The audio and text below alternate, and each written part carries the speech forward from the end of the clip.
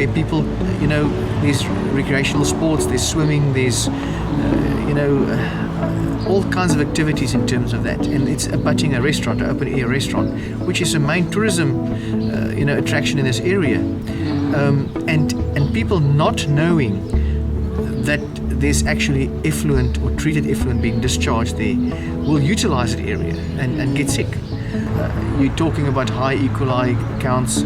It impacts on the microfeeders, which impacts on further down the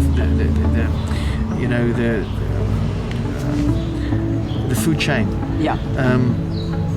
So I can't categorically state, this is the case. What I can say is obviously you have your filter feeders in that area, your black mussel, and other filter feeder species that people collect from time to time.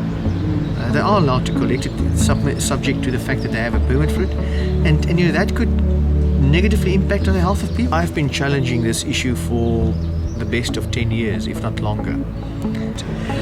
In many cases, it is a matter of the E. coli counts exceeding 2,419.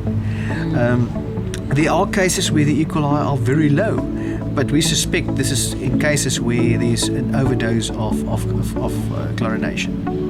It was possibly because of bad maintenance of that plant, and because they didn't acted proactively.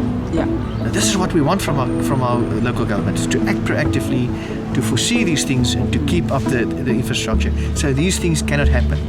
Okay. So that is now the subject of a criminal. The sewage and water distribution is inadequate. So that's the first thing. They must have sensible and responsible development. Development is not just cleaning out an area and build houses on it.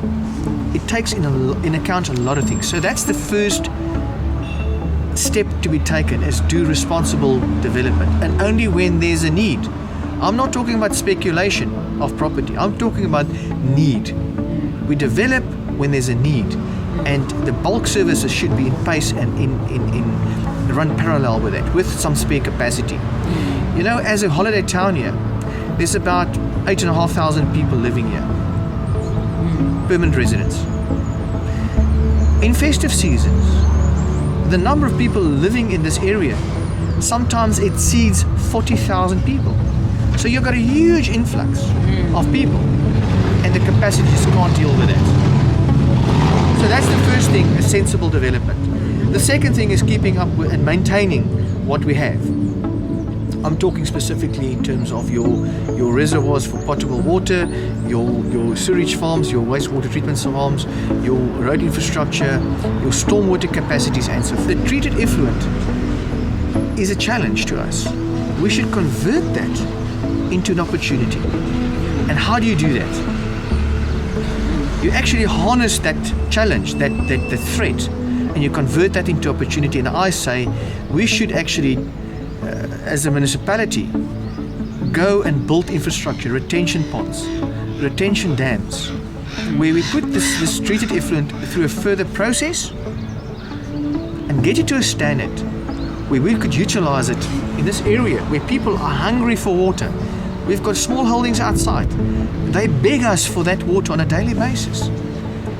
And all the municipality has to have is the political will. We as ratepayers are happy to foot the bill for it, within reason, to actually utilize that water and recycle and reuse it. And it's a happy ending. But in winter time, because of the rainfall, they can't use it, in about 2 megaliters of treated effluent ends up in the marine protected area on a day. Can we just redo that?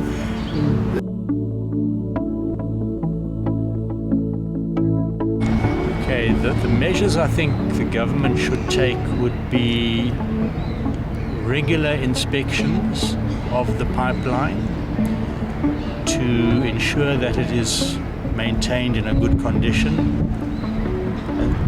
And then the second one would be monitoring the effluent that comes out at the end of the pipeline to ensure that it complies with any standards.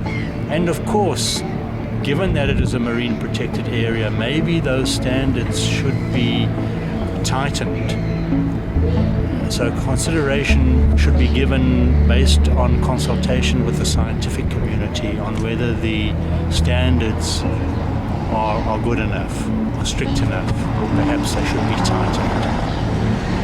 Okay.